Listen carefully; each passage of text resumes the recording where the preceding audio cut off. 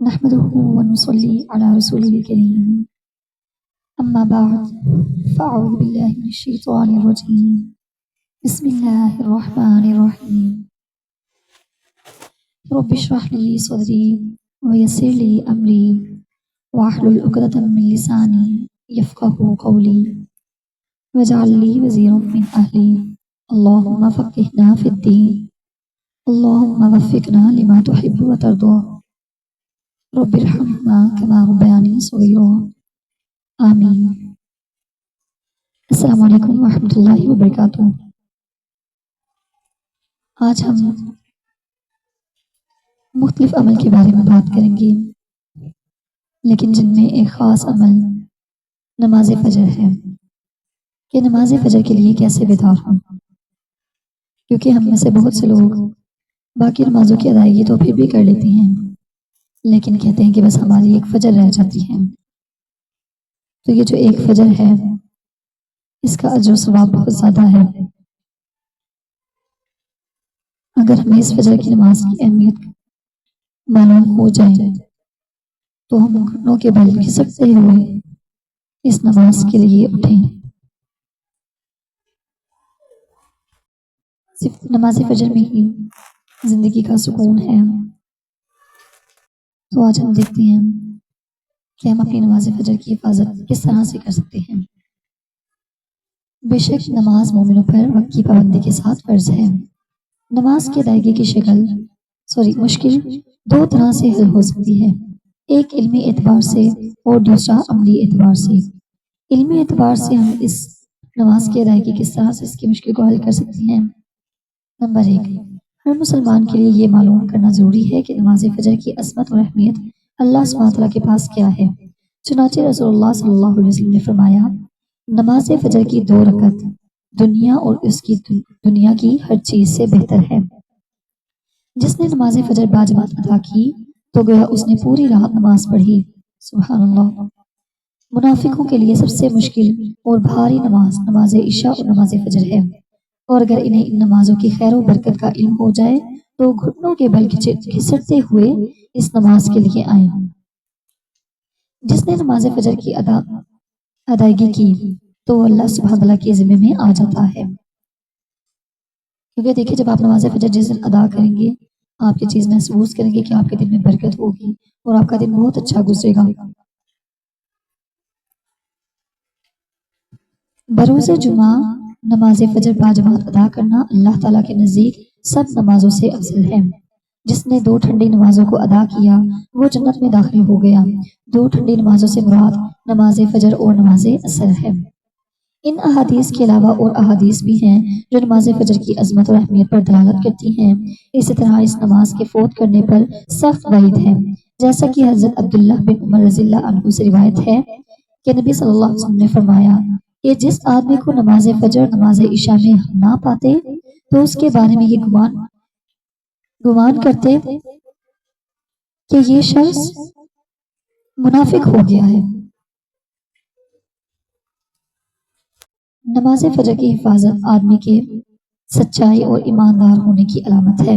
اب دیکھیں ہم کہتے ہیں کہ ہم نے تو کبھی بھی جھوٹ نہیں بولا، ہم نے کبھی کسی کو دھوکہ بھی نہیں دیا، یعنی کہ ہمارے اندر بالکل بھی منافقت نہیں ہے۔ اگر ہم نماز فجر کی ادائیگی نہیں کر رہے تو پھر یہ 2 چیزیں ہمارے اندر کبھی بھی نہیں آ سکتی، چاہے آپ دوسروں کو جتنا مرضی بتا لیں کہ میں نے تو کبھی بھی جھوٹ نہیں بولا، میں تو بہت ہی سچی ہوں۔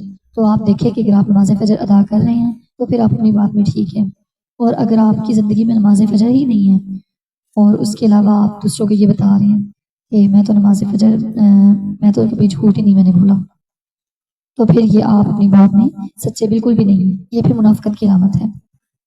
اور پھر عملی اعتبار سے ہم کس طرح سے نماز فجر کے لیے بیدار ہو سکتے ہیں؟ رات جلدی سونا اور بغیر ضرورت شب بیداری سے پرہیز کرنا، اور اگر رات میں نوافل پڑھنے سے نماز فجر میں خلل واقع ہو جائے تو نوافل کو ترک کرنا بہتر ہے۔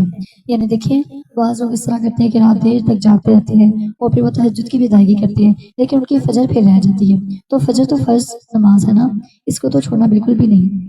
تو اگر آپ کی رات کے نوافل جو ہیں وہ خلل پیدا کر رہے ہیں آپ کی فجر کی ادائیگی میں تو آپ پھر نوافل کو ترک کر دیں، لیکن آپ جلدی سویا کریں تاکہ آپ کی فجر کی نماز جو ہے وہ ادا ہو سکے۔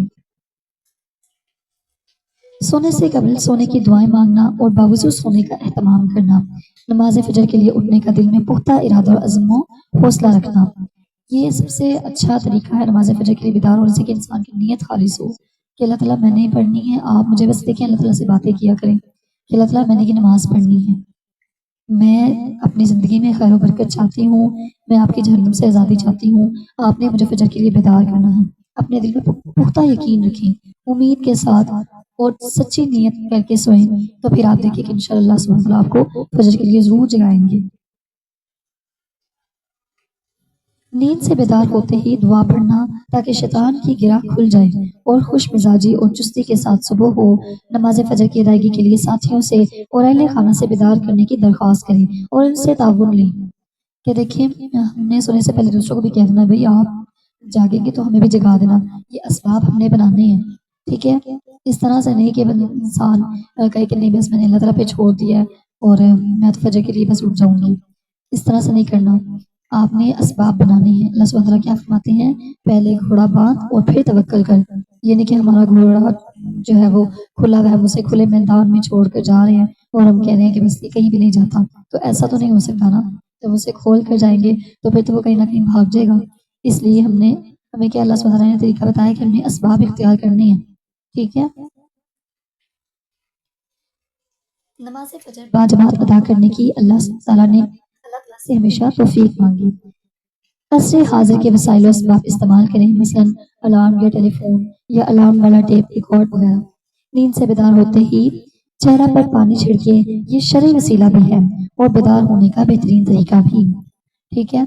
देखिए हमें बहुत इस चीज़ का गुस्सा आता है कि हमारे पे कोई पानी गिरा दे जब हम सोए हो, तो इतना गुस्सा आ जाता है फिर, तो इस तरह से नहीं करना। ये देखिए यहाँ पर पता चला कि ये शरई वसीला है, ठीक है।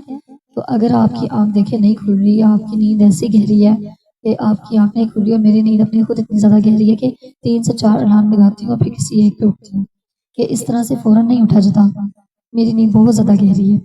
तो आप सुन्नत तरीके से जो है वो रात को वज़ू करके सोएं, ठीक है, अलार्म लगाकर सोएं, एक अलार्म के साथ आपकी आंख नहीं खुली, 2-3 अलार्म लगा लें, ठीक है। और तस्बीह फातिमा का विर्द करें, तस्बीह फातिमा अलार्म का काम करती है नमाज फजर के लिए कि आप रात को सोने से पहले 33 टाइम्स सुबहानअल्लाह, 33 टाइम्स अल्हम्दुलिल्लाह और 34 टाइम्स अल्लाहु अकबर का विर्द करें, तो ये तस्बीह फातिमा कहलाती है, ठीक है। और इस नियत से करें कि अल्लाह सुब्हान तआला मुझे फजर के लिए जो है वो ज़रूर बेदार करना, फजर की अदायगी की तौफीक दें और हमें इस नमाज को अपनी ज़िंदगी में शामिल करने की तौफीक दें ताकि हमारी ज़िंदगी में खैर बरकत हो सके। आमीन व आखिर दावाना अनिल हम्दुलिल्लाहि रब्बिल आलमीन। अस्सलामु अलैकुम व रहमतुल्लाहि व बरकातुहू।